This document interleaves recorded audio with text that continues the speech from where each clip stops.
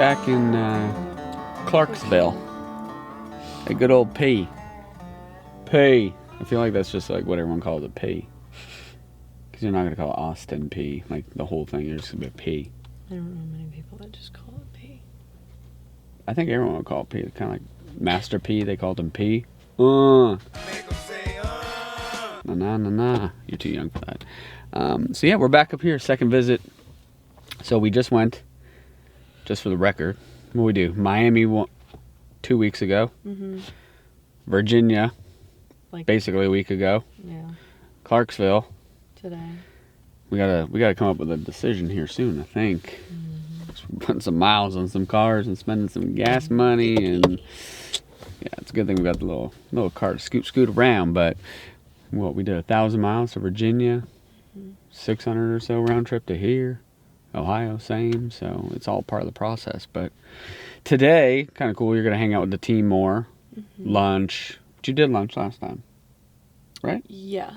You had lunch, and then see the dorms, which you did not see last time. Which dorms is a big deal, I think.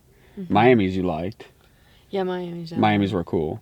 And then Longwoods were super nice. And Longwoods were nice. Those look like brand new. Those were really nice. Those were only like 2 years old. And then you're going to see lifting and training too, right? So I asked on Twitter, like, hey, any sports parents that have ever been through the scholarship thing, like this whole process, like, hey, sound off. Like, what do you think? And most of it, the consensus was, be comfortable with the school, not just the sports program, or get overwhelmed by the glitz and the glamour of something, or, the name on the diploma. So that's why we're not rushing into a decision, but we still getting towards April, kind of need to figure something out, because they'll start looking in June at 25s. So, and then you're kind of on the back of the radar. So figure something out here. But I'm going to drop her off, and then we're going to go get lost somewhere in Clarksville and do something. I don't know what we're going to do for 6 hours, but we'll find something.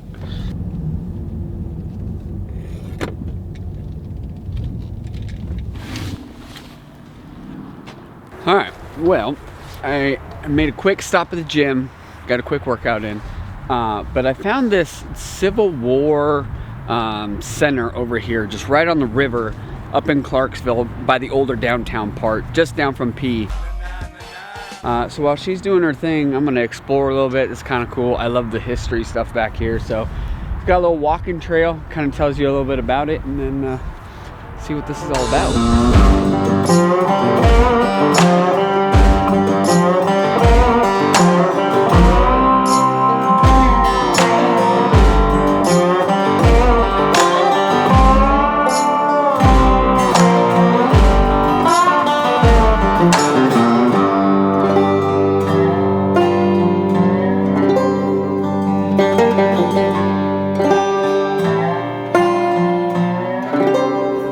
So in this area, you had 3 forts built along the Cumberland River by the Confederate defense line that was trying to kind of keep a perimeter around the river that stretched all the way over in East Tennessee on the Cumberland Gap side. And the Union moved up. They ended up taking over everything. This was Fort Sevier originally, and when they took it over, they renamed it.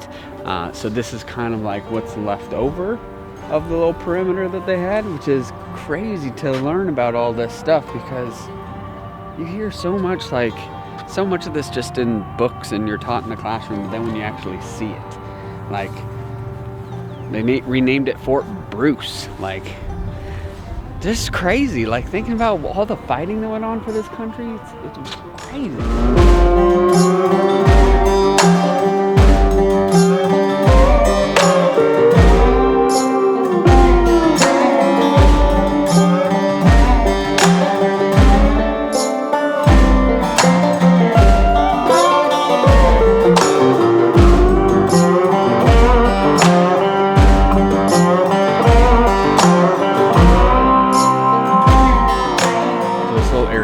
Red River meets the Cumberland River was known as Town of Cumberland, and it was big. It was big for tobacco. Tobacco was huge.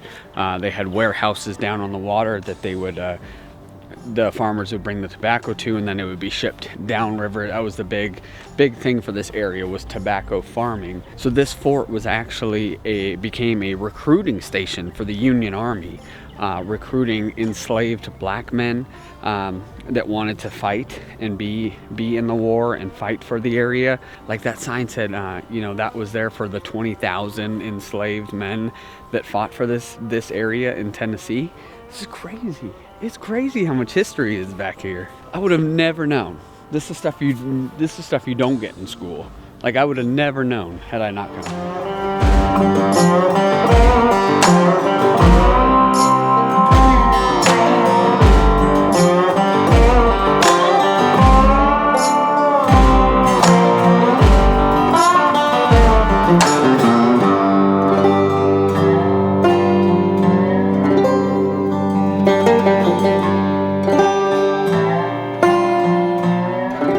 So it says the first and second confiscation acts authorized the Union Army to put escaped slaves to work instead of returning them to their enslavers. So the Union Army started using Fort Defiance, this area, as a recruitment station for the 16th USCT. So it said the Union's big part in taking over these forts was their boats that they had. They used the City-class ironclad gunboat, which measured 175 feet long by 51 feet wide and initially cost $89,000. They had 3 8-inch guns in the bow with 4 43-pounders and 6 32-pounders mounted. It's wild. There was a kid that was 15 that enlisted. He was one of the youngest enlistments on one of those ironclad boats. And that one actually ended up sinking down by Nashville on the Mississippi River. This is crazy. This is just crazy, endless history in this area. Just so much to learn about, like I said, how we got here, why we're here, how we got to this point. This is just so cool. Well, I'm glad I came up here to check that out. It's really cool. It's funny because that Longwood coach, when we went up to Virginia, was cracking up because Babs and I woke up so early and we went and hit that High Point Bridge and just kind of explored around. And we told him, like, we get lucky to go to all these places, well, not lucky, but we just happen to be going to all these places, so we take advantage of being there and making the most of it, because who knows when you're ever going to go cruise through there again, or something you could have seen and you never did see. And there's just so much to do. I don't know, it's just fun.